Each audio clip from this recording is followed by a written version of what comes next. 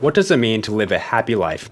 Is it making a lot of money? Is it a life of pleasure? Maybe it's a life lived in deep relationship with others. This is an age-old question that Aristotle tackles in the Nicomachean Ethics. He devotes an entire book to understanding what contributes to a happy life, and he boils his conclusion down to one sentence. Happiness is rational activity in accordance with virtue. In this episode, we'll explore what this sentence means and how understanding it can improve our happiness today. Let's get into it. Alright, so I've got a PDF version of the Ethics pulled up here. This is the W.D. Ross translation. And in this book, Aristotle is exploring what leads to eudaimonia. And from the ancient Greek, that is translated to living well or happiness today. And in this episode, we're going to explore what Aristotle says happiness is. And we're going to start with the first sentence. Aristotle writes, "Every art and every inquiry, and similarly every action and pursuit, is thought to aim at some good. And for this reason, the good has rightly been declared to be that at which all things aim." So in other words, Aristotle is saying that all of our actions aim at some higher good. And to exemplify what he means, I want to use the example of why we do well in school, or why we try to do well. And the answer is so that we can get a high GPA. And why do we want a high GPA? Well, it's so that we can look good to future employers. And why do we want to do that? It's so that we can get a good job. Why do we want a good job? So that we can make money. Why make money? To buy food and shelter, buy our time, buy nice things, fun experiences. And why do we want to do that? Because that is what leads to happiness. And so you can see this whole chain of events and actions in that the ultimate good that arises from them is happiness. And this is what Aristotle says all of our actions aim towards. But what exactly happiness is still unclear. And that's what Aristotle spends the rest of the book exploring.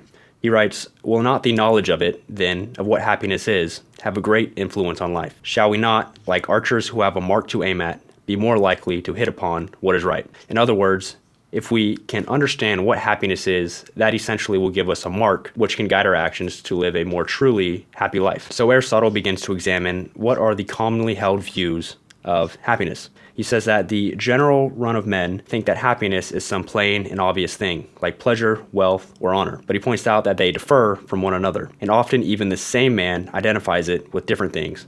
With health when he is ill, with wealth when he is poor. But Aristotle thinks that happiness is none of these things. And as for pleasure, he says that those who pursue a life of pleasure and think that pleasure is happiness prefer a life suitable to beasts. And the reason why is that, especially in the ancient Greek world, our reason and ability to think was thought to be the highest attribute of man. And so if we're living a life that simply pursues sensation and pleasure as the highest form of good, then we're neglecting to use our reason, and we're no better, Aristotle says, than the beasts. As for people of superior refinement, they associate happiness with honor.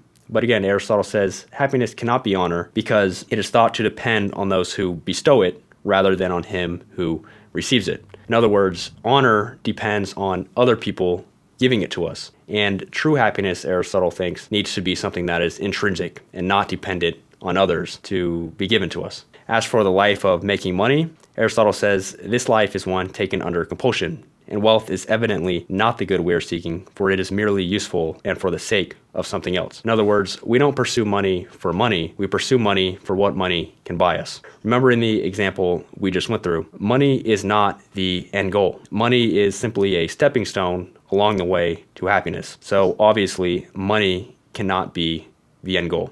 And so having dismissed each of these opinions of what leads us to true happiness, Aristotle takes a different logical approach to understanding happiness. He asks, have the carpenter then and the tanner certain functions or activities, and has man none? Whereas eye, hand, foot, and in general, each of the parts evidently has a function, may one lay it down that man similarly has a function apart from all of these? And what Aristotle is pointing out here is that the function of a carpenter is to build and craft objects from wood. The function of the eye is to see. But what is the function of a human being?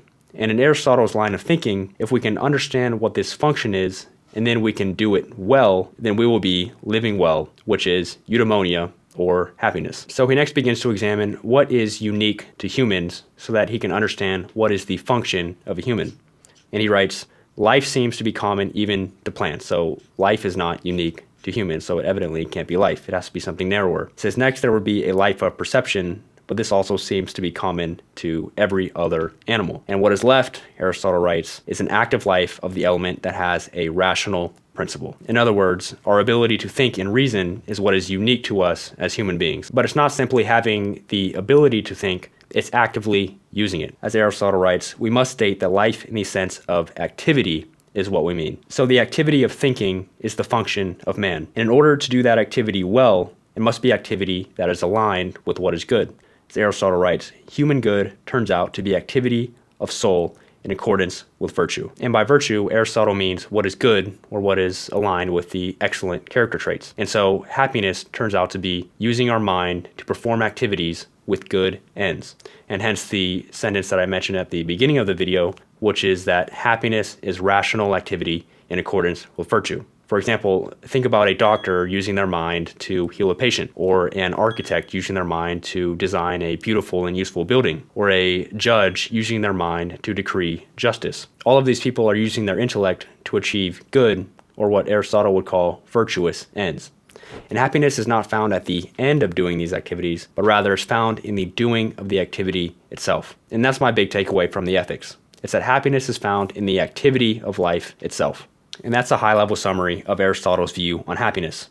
Now, you may notice that we are still only on page 11, and you may wonder what the heck Aristotle spends the next 170 pages talking about if he has just told us what happiness is. And we examined this in my previous 3 episodes, but essentially the next several chapters, Aristotle expounds on what he means by virtue. He spends a couple of chapters on friendship. In the last chapter, Aristotle again discusses pleasure and drives home his conclusion about happiness. And so we're going to skip to chapter 10 now.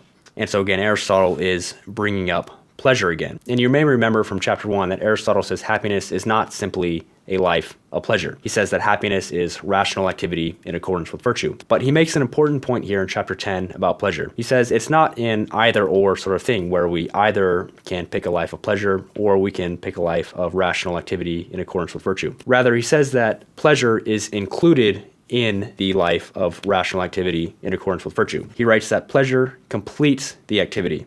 It is like an end which supervenes as the bloom of youth does on those in the flower of their age. So the way that I like to visualize this is as if happiness was like an ice cream sundae. And so rational activity in accordance with virtue is the bulk of what leads to a happy life. But Aristotle says that pleasure is like the cherry on top. It completes the activity. And for this reason, those who gain the most pleasure from doing an activity are likely to be the best at it. Aristotle writes that for an activity is intensified by its proper pleasure, since each class of things is better judged of and brought to precision by those who engage in the activity with pleasure. For example, it is those who enjoy geometrical thinking that become geometers and grasp the various propositions better. Similarly, those who are fond of music or of building and so on make progress in their proper function by enjoying it. So basically, if we love what we do, we take more pleasure in it, and because we take more pleasure in it, we're more likely to excel in it. But that is a minor additional point. The main takeaway that I have from the ethics is that happiness is not the equivalent of some abstract, joyous, happy feeling that we need to be feeling all the time in order to be considered happy. Instead, Aristotle says that happiness is found in the activity of life, and specifically activities that require our minds to achieve some good end. And there are a lot of professions that fit this criteria.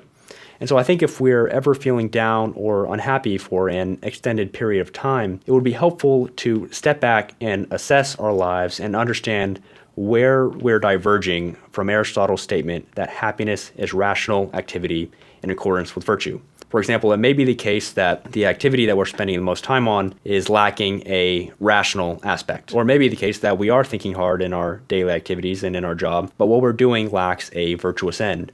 We're not making the positive contribution to society that maybe we want to be making. And if you agree with Aristotle's statement that happiness is rational activity in accordance with virtue, then I think critically assessing how our lives and activities line up with it can help us make better use of our time and energy and ultimately live happier lives. And if you disagree with Aristotle's statement, then I would love to know why in the comments. This episode concludes a 4-part series on the Nicomachean Ethics, so if you're interested in learning more about the book, I would encourage you to check out those episodes or read the book for yourself. It can be found online in PDF format. The goal of this channel is to study philosophy and apply what we can learn to live happier, clearer lives today. And if that's something you're interested in, then subscribe so you can follow along, and I hope to see you in the next episode.